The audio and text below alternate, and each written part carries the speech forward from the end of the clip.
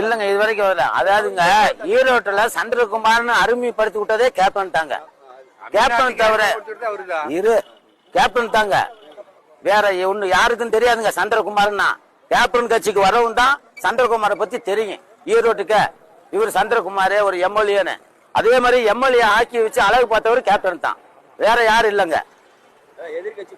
ஆமா, tea glass கழுவிட்டு இருந்தாருங்க இவரு சந்திரகுமார்.